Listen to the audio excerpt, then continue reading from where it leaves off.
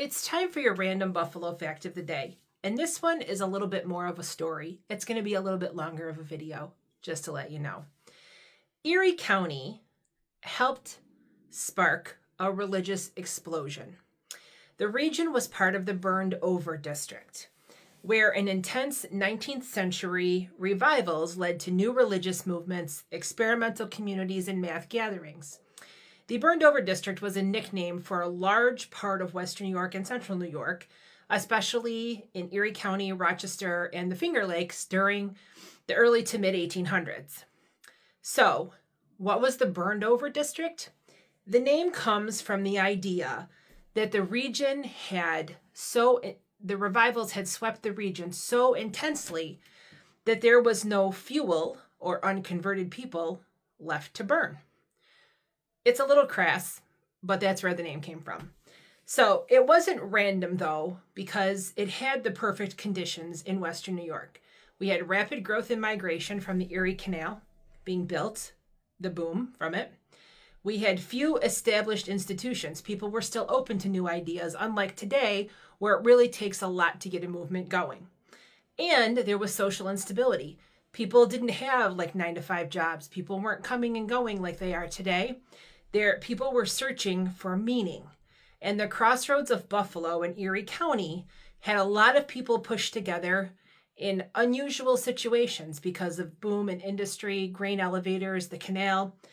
And during the 1800s, the region became the epicenter for the Second Great Awakening, a mass of wave Protestant religious enthusiasm. So traveling preachers held large outdoor revival meetings.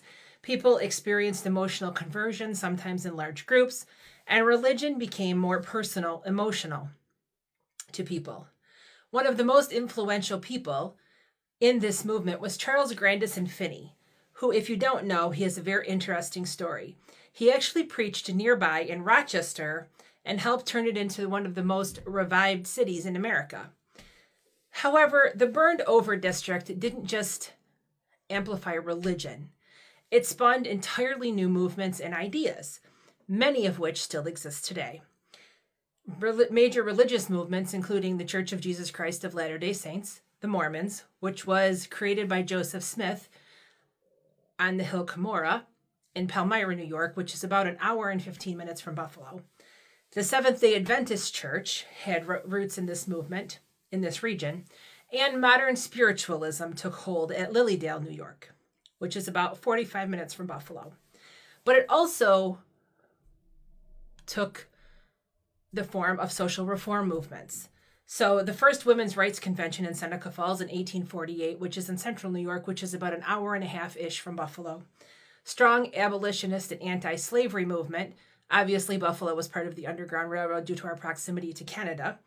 And the temperance or anti-alcohol movement was very strong here.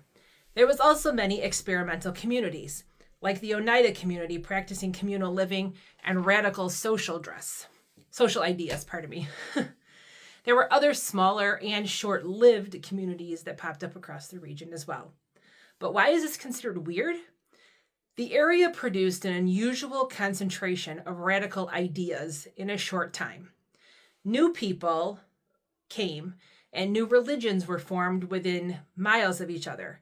People claimed visions, prophecies, and spiritual encounters, and entire communities reorganized around unconventional beliefs.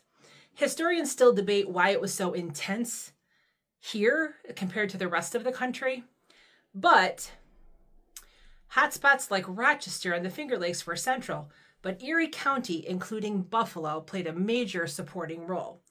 Buffalo was the gateway city to the Erie Canal. Traveling preachers and reformers passed through constantly from here to Canada, going across to the west to the east, and the region absorbed and spread these ideas westward through the Erie Canal and Lake Erie.